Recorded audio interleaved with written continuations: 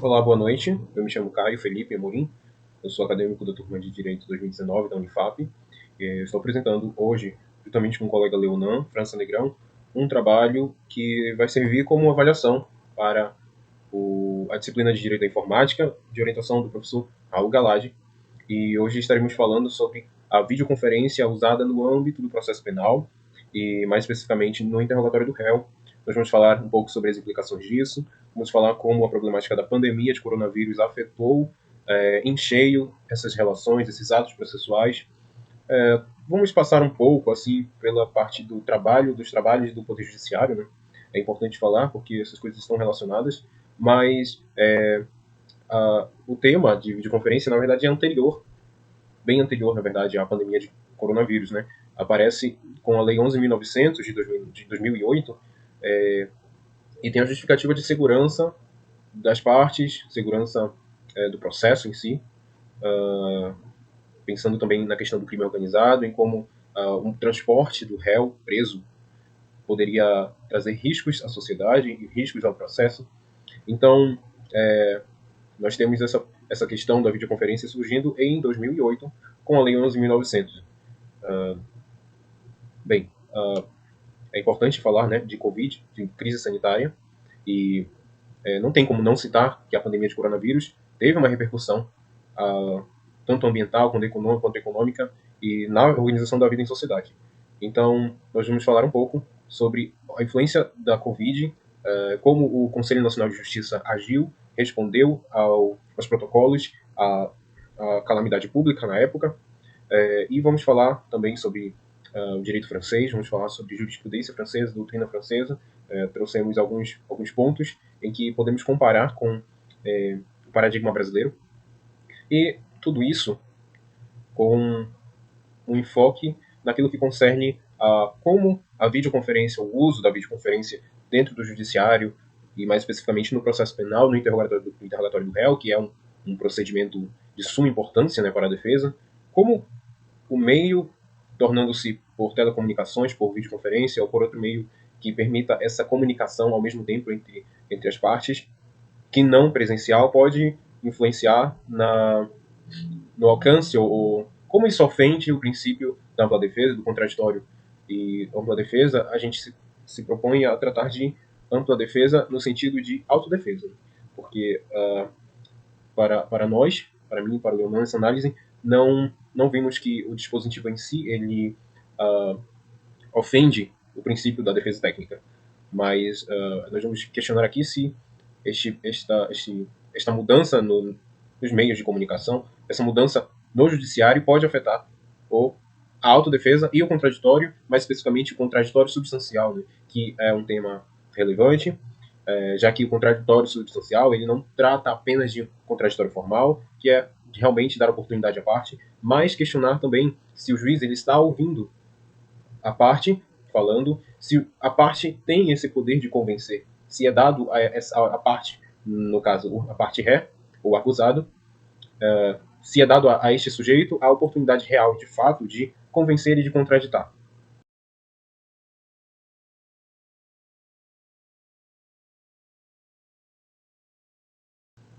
É importante citarmos também doutrinadores brasileiros. Escolhemos aqui Auri Lopes Júnior, que é um importante autor para aqueles que estão estudando defensoria pública, pleiteando concursos para a defensoria pública. O Paulo Rangel, que é atuante no Ministério Público e também tem um papel fundamental na doutrina brasileira dentro de processo penal. Como doutrina internacional, nós escolhemos os doutrinadores, os autores Bernard Bullock e Haritini Massopoulou. Vamos tratar sobre o direito francês e os autores citados possuem uma obra, um anual chamado Droit Pénal Général et Procédure Pénale, de 2018, Direito Penal Geral e Processo Penal. E o presente trabalho ele se justifica pela necessidade de uma discussão acerca da concretização da ampla defesa e do contraditório substancial, como já foi citado aqui. O interrogatório do réu por videoconferência possui fulcro na Lei 11.900 de 2009. Essa lei passou a permitir mecanismos de videochamada para efetuar o interrogatório e, assim, o legislador ele propõe a garantir a celeridade e a efetividade dos processos judiciais. e até redução de custos ao transporte do detento. É importante citar que a lei ela altera o artigo 185 do Código de Processo Penal, prevendo assim o uso da videoconferência, né? E posteriormente a isso, na verdade muito tempo depois, né, estamos falando de uma lei de 11 de 2009 e o paradigma do Covid, da pandemia de coronavírus em 2020, que forçou o poder público, mais especificamente o poder judiciário, já que estamos falando de processo, e mais especificamente ainda o Conselho Nacional de Justiça, a tomar medidas, a editar resoluções para que as atividades fossem continuadas e lembrando do acesso à justiça, né, a manutenção do acesso à justiça. E outras nações também adotaram a realização desses meios tecnológicos para interrogatório. A videoconferência é um caso na França também. A França tem aceitado a videoconferência para casos específicos e isso foi ampliado até no âmbito da cooperação internacional entre os países da União Europeia.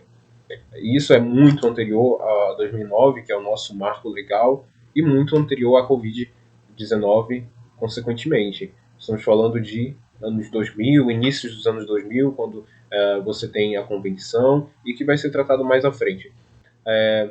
A Lei 11.900, de 8 de janeiro de 2009, como já falei, trouxe alterações no artigo 185.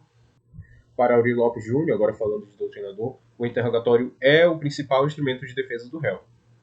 E lembrando de 2008, quando tivemos a reforma do processo penal, o interrogatório ele deixa de ser o primeiro ato da audiência de instrução e julgamento e passa a ser o último ato, oportunizando assim a defesa ao acusado de contraditar todas as alegações, certo?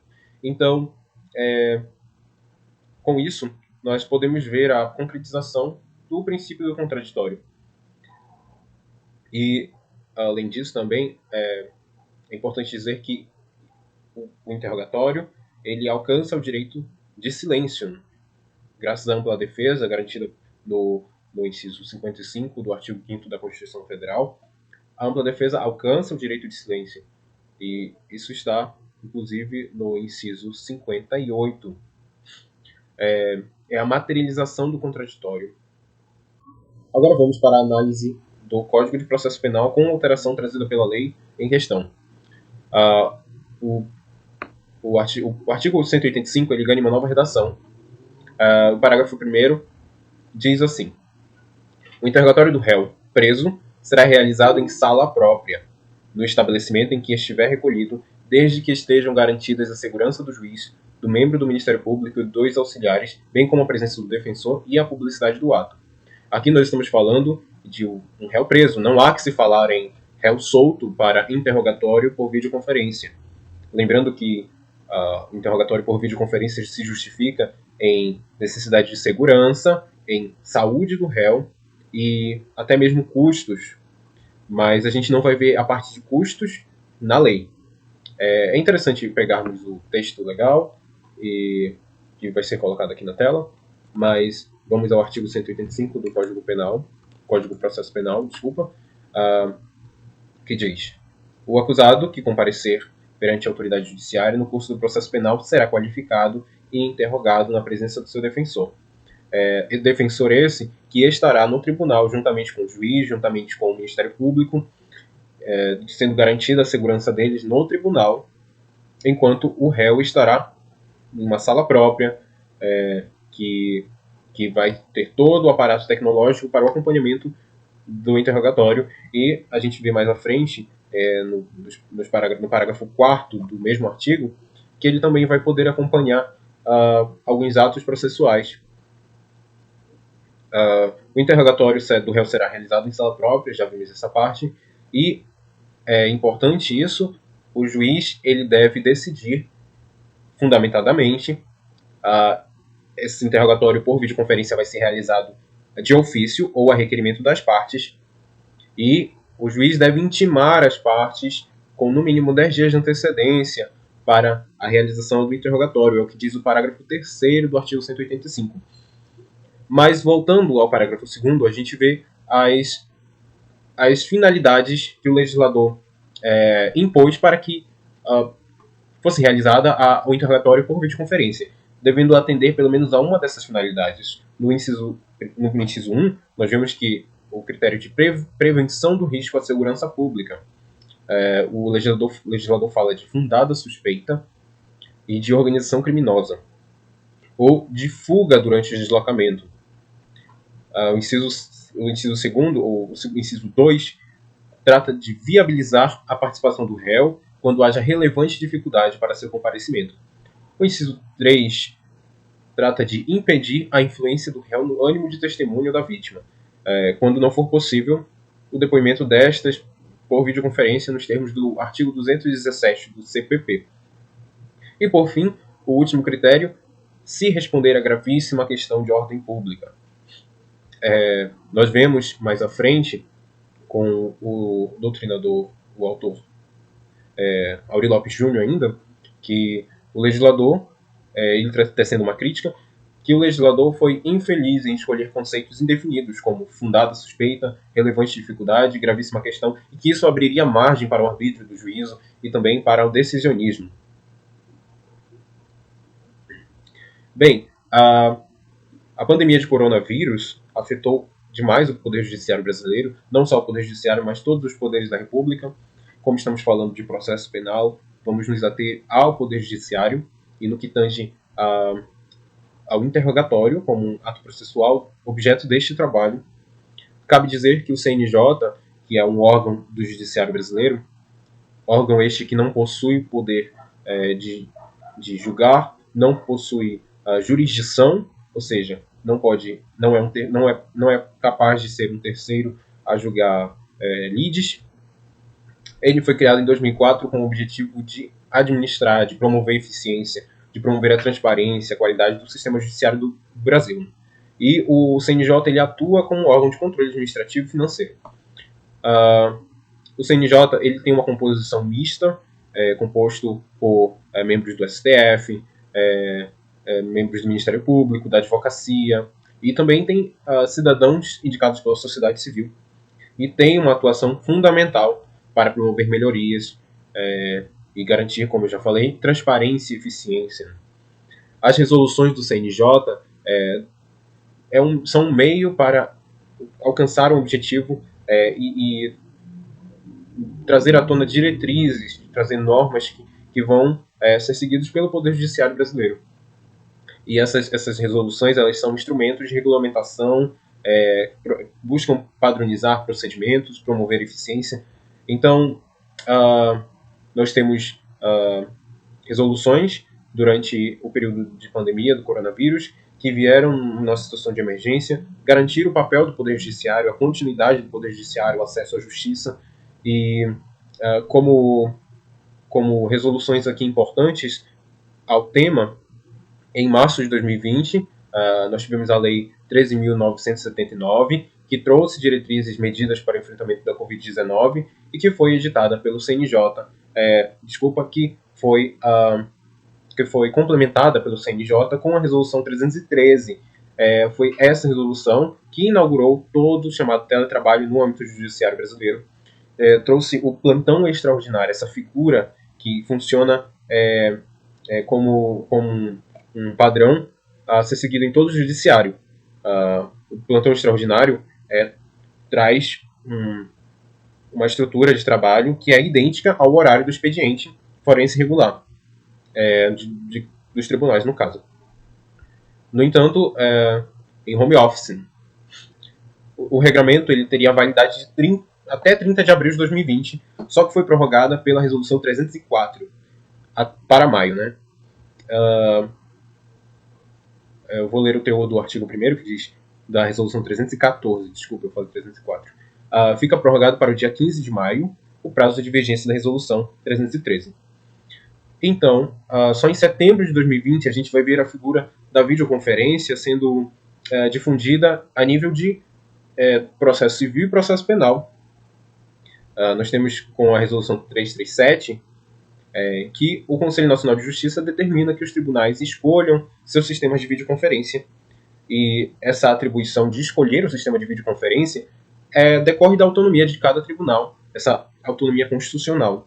E atribuiu-se aos tribunais o prazo de 90 dias para que comunicassem ao CNJ.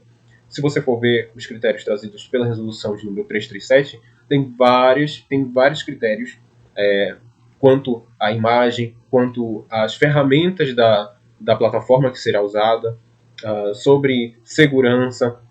Então, a resolução 337 é um marco dentro do Poder Judiciário para o uso da videoconferência de forma ampla, né? Não só apenas no processo penal, como foi trazido pela Lei 11.900, que não só alterou o artigo 185 do Código de Processo Penal, como alterou o artigo 222. A gente também vê o uso da videoconferência para oitiva das testemunhas, com o artigo 217 também, que está fora da alteração da Lei 11.900, mas essa resolução 337, ela traz uma ampliação do uso da videoconferência nos processos, tanto civil quanto penal, trabalhista, etc.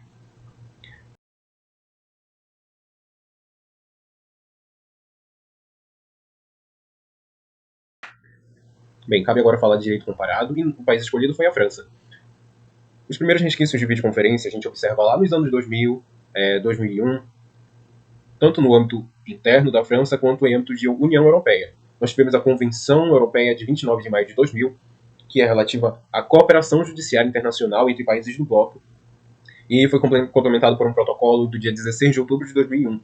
Esses documentos, a Convenção e seu protocolo, têm o objetivo de promover uma maior cooperação e coordenação entre os Estados-membros. Conforme Bullock e Matsopoulou, que foram os nossos autores escolhidos para representar a doutrina estrangeira francesa, a França, como signatária dessa convenção e pertencente à União Europeia como Estado-membro, foi a recepcionar essa convenção através da lei de número 2004, de março de 2004. Ela é conhecida como Lei Preben II e adapta a justiça às evoluções da criminalidade. Ela introduziu artigos no seu Código de Processo Penal, mais especificamente o artigo 694, que traz mecanismos de cooperação especializados para atuar em escala europeia, promove uma revisão do regime de cooperação jurídica internacional, traz melhorias àquele sistema de auxílio direto, a gente pode falar comparativamente ao Brasil, e a Lei Preben II prevê audiências à distância, o uso de meios de comunicação audiovisuais telefônicos para esses pedidos de cooperação na França, no exterior, essas linhas diretas, enfim. O artigo 694, item 5 do Código de Processo Penal é reflexo dessa instauração da convenção no ordenamento jurídico francês. No entanto, como trata este artigo, havia uma lei anterior a 2004, que é o artigo 706, 71 do Código de Processo Penal, que foi instaurado no ordenamento jurídico por uma lei de 2001, de 15 de novembro de 2001, pela lei de número 2001-1062. E essa lei trata, eu vou ler aqui, quando as necessidades da investigação ou instrução o justificam, o depoimento ou interrogatório de uma pessoa podem ser realizados em vários pontos do território da República, ou entre o território da República e o do Estado-membro da União Europeia, conectados por meios de telecomunicações que garantam a confidencialidade da transmissão. E nos parágrafos subsequentes desse mesmo artigo, que é o 706.51, o legislador ele expõe que a disposição do parágrafo acima desse que eu já acabei de ler é aplicável à fase instrutória para oitiva de testemunhas para interrogatório do réu detido e alcança a audiência de custódia equivalente, que seria a audiência de custódia brasileira. Durante a pandemia, o Poder Judiciário francês também foi forçado a se movimentar e nós temos na França um Conselho de Estado que é equivalente ao Conselho Nacional de Justiça. Ele é um órgão administrativo e judicial de alto nível na França. Lembrando que nós temos na França o contencioso francês, né? Então, o Conselho de Estado ele julga administrativamente e traz pareceres consultivos sobre projetos de lei. A gente vê que, observando o histórico da pandemia, na França e o impacto que isso teve no Conselho de Estado, ele também ampliou o uso da videoconferência no processo penal com a portaria de número 303 de 2020. Essa portaria foi muito criticada pelas ordens de advogados regionais da França e hoje figura revogada.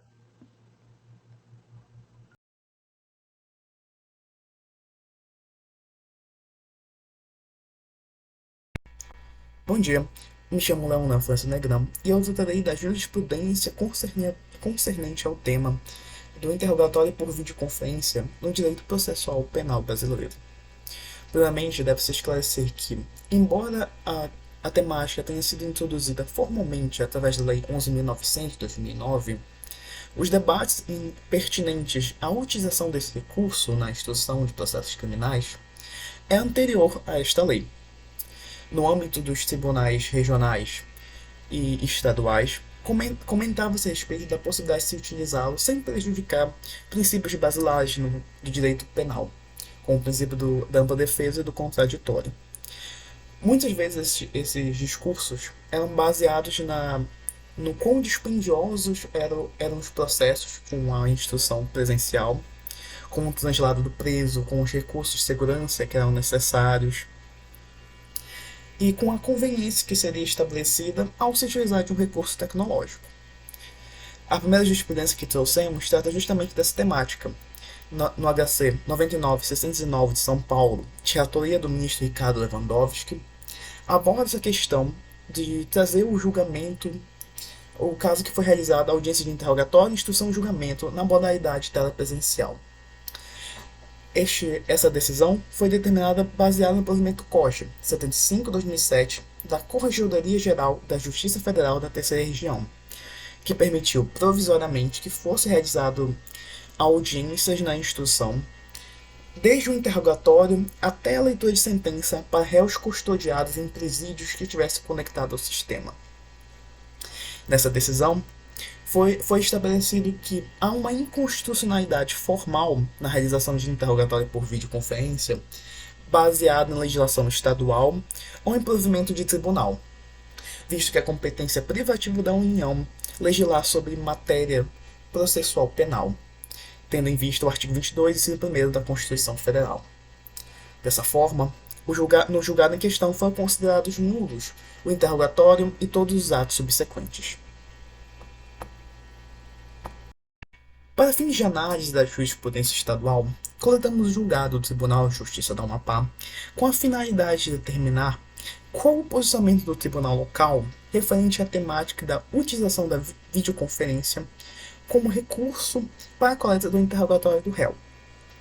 Para isto, coletamos os julgados número 000, 1564, 92, 2019, 803, 0000, de relatoria do ministro Carlos Torque.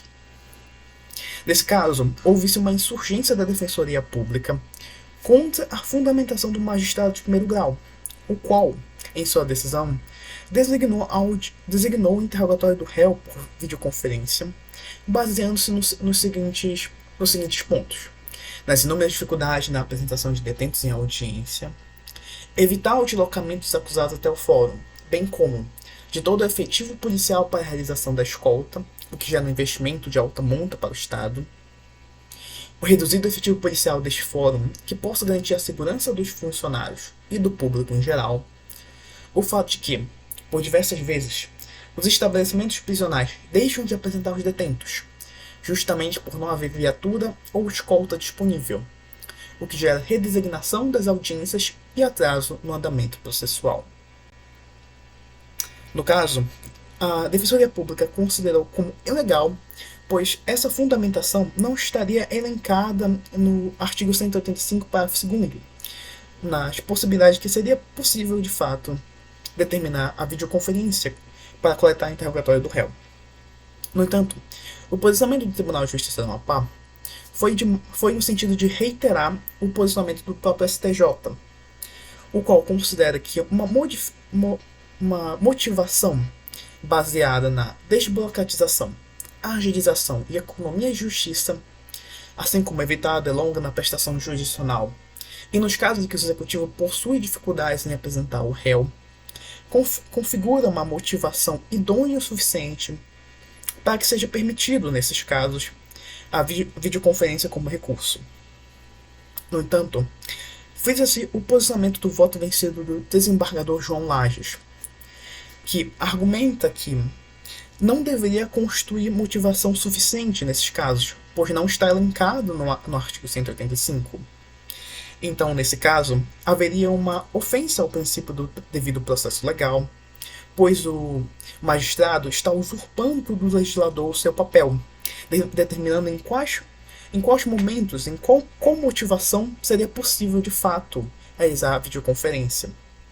Também comenta que a realização do interrogatório do réu por videoconferência despe o processo penal de sua humanidade, tornando muito mais mecânica e insensível, algo que não deveria ser realizado ao se considerar que os princípios da ampla defesa e do contraditório são tão íntimos com a presença do réu física, tendo em mente que a linguagem não é repassada somente pela palavra, mas também pela linguagem corporal.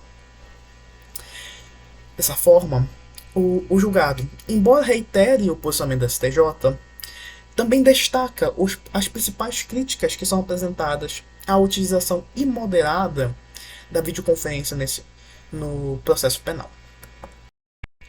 Por fim, para encerrar o tópico da jurisprudência, nosso grupo colheu uma jurisprudência estrangeira, no caso a francesa, para que através do Instituto do Direito Comparado possa se estabelecer um vínculo e que seja analisado as similaridades e diferenças que há na jurisprudência nacional e estrangeira.